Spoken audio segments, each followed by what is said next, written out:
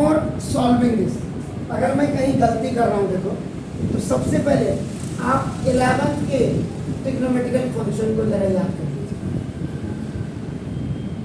इसका mind map अपने उसमें रखना। देखो जब आपको देखो ना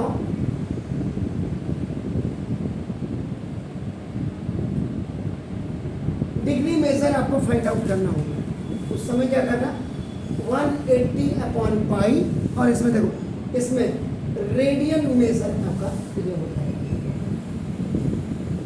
and when you have to find out the radian measure, ये 11th वाला याद कर लीजिए आपका नाम देखो, रेडियन मेजर का मतलब ये पाई बाय रेसिप्रोकल 180 आपका, और इसमें आपका डिग्री मेजर आपका। अगर मैं कहीं भी π/3 π/6 में अगर गलती कर रहा, अपने दिमाग में आप इसको बना लीजिए। क्लियर?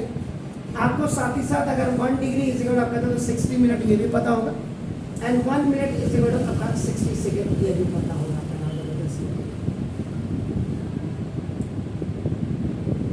और 1 रेडियन की वैल्यू आप 11th में फिर जाइए बैक, 1 रेडियन को निकालने के लिए 180 डिग्री अपॉन जो आप पाई कर रहे हैं, इसको डिवाइड करने के बाद ये वैल्यू आती है 57 डिग्री 16 मिनट अप्रॉक्सीमेट। पूरा 11th की मेमोरीज को रिकॉल करके देखिए। एंड अगर आप 1 डिग्री की आप वैल्यू आप निकालेंगे π/180 एंड इनटू रेडियन, और इसकी जो अप्रॉक्सीमेट जो वैल्यू निकलती है दैट इज 0.01746 अपना दिस द रेडियन, ये अप्रॉक्सीमेट वैल्यू निकलती है अगर किसी ने आपको बताया हो। इनको आप पहले अपने दिमाग में बिल्कुल क्लियरली 11th की फंक्शंस भी आप पढ़ लीजिए। ये नहीं कि आप 12th में आपने कहा बाप रे 11th पढ़ना पड़ेगा, नहीं। रिकॉल मेमोरी को करने के लिए आपको कुछ भी करना पड़ेगा। 12 ये मैंने क्यों बताया, अगर मैं कहीं जैसे यहाँ π/3 π/6 में कंफ्यूजन कर रहा हूँ, आप इसको जरूर पहले निकाल लीजिए। अब आप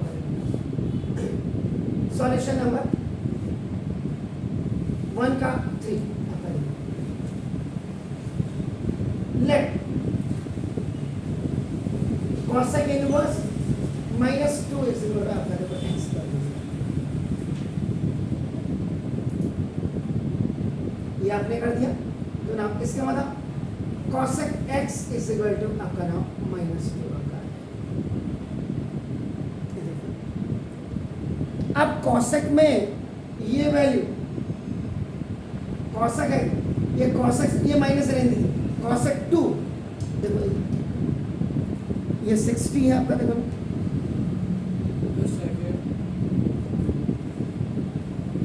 सर cos के बगल में sec लिखा है, बोथ आर रेसिप्रोकल, तो ये 1/2 में कन्वर्ट हो जाएगा सर।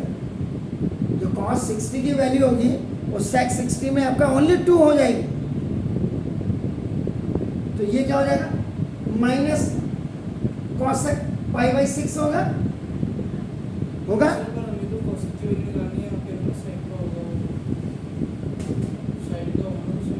अरे sir cos x is equal to 1/sec x होगा अंकल, तो आपका sec x is equal to 1/cos x reciprocal नहीं हो गया सर। तो ना अगर आप sec 60 की वैल्यू निकालेंगे तो 1/cos 60 1 ही हुआ, और 1/1 दिस इज ये देखिए यहाँ पे formula if a is alone and b/c is alone that is आपका ac/a it will go up.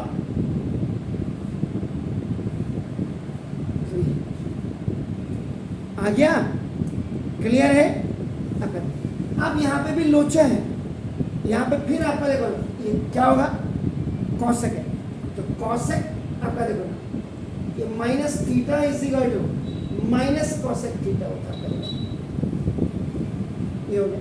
इसका मतलब क्या हो जाएगा, ये cosec आपका x इज इक्वल टू ये cosec और माइनस π/6 हो जाएगा, ये अंदर चले जाएगा, cosec से cosec कैंसिल हो, तो आपका x इज इक्वल आपका क्या आएगा -π/6 आपका, तो -π/6 है, इसका मतलब बिलोंग्स टू, फिर देखो रेंज की रेंज देखो सेक में आपका क्या है, कॉसेक में देखो क्या था -π/2 पाई बाई 2 था, देखो अपन चेक कर लीजिए।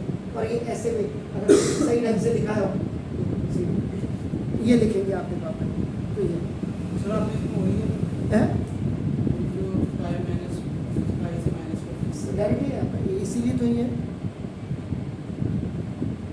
तो दिस, इसीलिए मैंने बोला ये इनको भी याद कर लीजिए।